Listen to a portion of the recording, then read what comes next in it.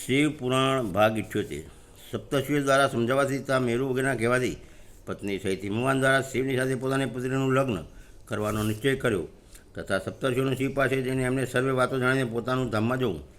બ્રહ્માજી કહે છે, હે નારદ, ત્યાર પછી વશિષ્ઠે પ્રાચીન કાળમાં રાજા અનર્ણ દ્વારા પોતાની કન્યા પદ્માનું લગ્ન પીપલાદ સાથે કરવાની તથા ધર્મના વરદાનથી પીપલાદની તરુણ અવસ્થા, રૂપ, ગુણ, સદા સ્થિર રહેનારું યૌવન, કુબેર અને ઇન્દ્રથી પણ વધારે ધન, ઐશ્વર્ય, ભક્તિ, સિદ્ધિ અને ક્ષમતા પ્રાપ્ત કરવાની તથા પદ્માનું સ્થિર યૌવન, સૌભાગ્ય, સંપત્તિની ભરતા દ્વારા પરમ ગુણવાન 10 પુત્રોની પ્રાપ્તિની કથા સંભળાવીને કહ્યું, હે શૈલેન્દ્ર, તમે મારી કથાનું સારત્વ સમજીને તમારી પુત્રી પાર્વતીનો હાથ મહાદેવજીના હાથમાં આપી દો અને મેના સહિત તમારા મનમાં જે કુશેજ છે તેનો ત્યાગ કરી દો.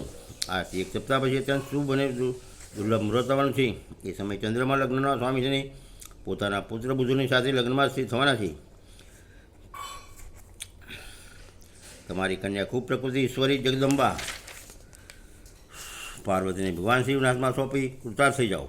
આવો કોઈને જ્ઞાન સમય મુનિવર્ષ વશિષ્ઠ વિવિધ પ્રકારની લીલા કરનારા ભગવાન શિવનું સ્મરણ કરીને ચૂપ થઈ ગયા. વશિષ્ઠની વાત સાંભળીને સેવકોને પત્ની સહિત હિમાલય બહુ વિસ્મિત થયા અને બીજા બધા પર્વતો સાથે બોલ્યા. હિમાલય કહ્યું, ગિરિરાજ, મેરુ, ગંધમાદન, મંદરાચલ, મૈનાક અને વિંધ્યાચલ વગેરે પર્વતો, આપ સૌ લોકો મારી વાત સાંભળો. વશિષ્ઠજી આ વાત કહી રહ્યા છે, હવે મારે શું કરવું જોઈએ એ વાતનો વિચાર કરવાનો છે. હિમાચલની આ વાત સાંભળીને સુમેરુ વગેરે પર્વત સારી પેઢે નિર્ણય કરીને એમને પ્રસન્નતાપૂર્વક કહેવા લાગ્યા, હે મહાભાગ, આ સમયે વિચાર કરવાથી શું લાભ? જેવું ઋષિ લોકો કહે છે એ અનુસાર યજ્ઞ કાર્ય કરવું જોઈએ. વાસ્તવમાં કન્યા દેવતાનું કાર્ય સિદ્ધ કરવા જ ઉત્પન્ન થઈ છે. એમણે શિવને માટે જ અવતાર લીધો છે, એટલા માટે શિવને જ આપી દેવી જોઈએ. જો એમણે રુદ્રની આરાધના કરી છે અને રુદ્રએ આવીને એમની સાથે વાર્તાલાપ કર્યો છે તો એમનું લગ્ન એમની સાથે થવું જોઈએ. બ્રહ્માજી કહે છે, નારદ, આ મેરુ પર્વત વગેરેની વાત સાંભળીને હિમાચલ બહુ પ્રસન્ન થયા અને ગિરિજા પણ મનમાં ને મનમાં હસવા લાગ્યા. અરુંધતીએ પણ અનેક કારણ બતાવીને વિવિધ પ્રકારની વાતો સંભળાવીને વિવિધ પ્રકારના ઇતિહાસોનું વર્ણન કરીને મેનાદેવીને સમજાવ્યા.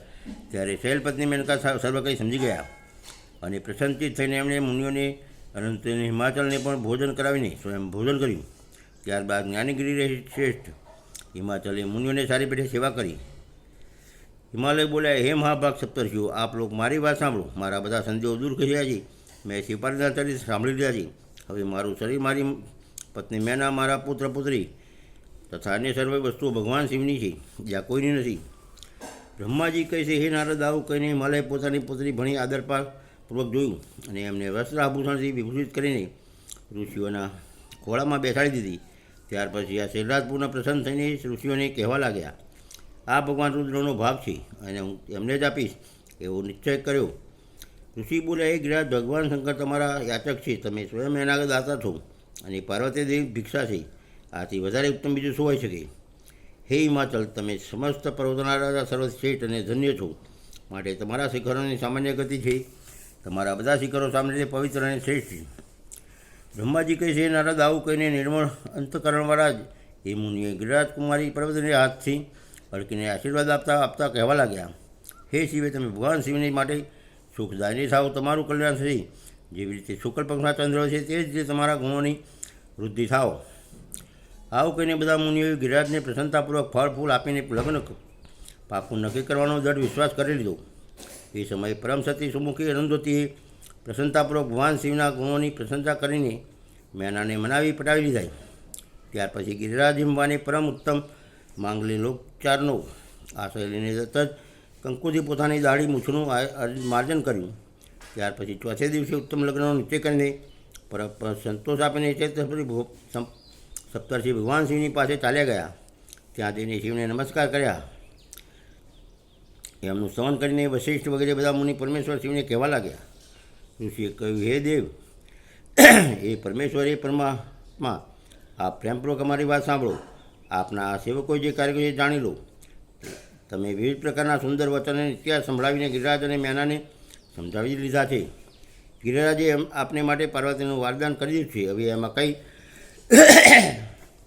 આનાનો પ્રશ્ન નથી. હવે આપ પોતાના પાર્ષદો દેવતાની સાથે એમને ત્યાં લગ્ન માટે જાઓ.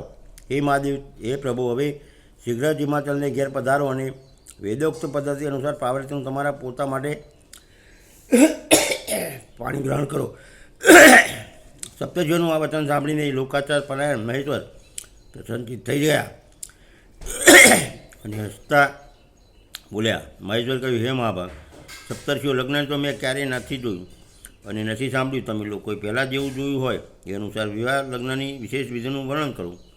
મહેશ્વરના લૌકિક શુભ વચનને સાંભળીને ઋષિ હસતા હસતા દેવાધિદેવ સદાશિવને કહેવા લાગ્યા, હે પ્રભુ, આ પ્રથમ તો ભગવાન વિષ્ણુને વિશેષ એમના પાર્ષદો સહિત શીઘ્ર જ બોલાવી લો. પછી પુત્રો સહિત બ્રહ્માજીને, દેવરાજેન્દ્રને, સમસ્ત ઋષિઓને, યજ્ઞ, ગંધર્વ, કિન્નર, સિદ્ધ, વિદ્યાધર અને અપ્સરાઓને પ્રસન્નતાપૂર્વક આમંત્રિત કરો. એમને બીજા બધા લોકોને આદરપૂર્વક બોલાવી લો. એ બધા ભેગા મળીને આપણા કાર્યોનું સાધન કરી લે છે, એમાં સંશય નથી. બ્રહ્માજી કહે છે, હે નારદ, આવું કહીને મેં સાતેય ઋષિ એમની આજ્ઞા લઈને ભગવાન શંકરની સ્થિતિનું વર્ણન કરતાં કરતાં ત્યાંથી પ્રસન્નતાપૂર્વક પોતપોતાના ધામે જતા રહ્યા. ભાગ 78 પૂરો.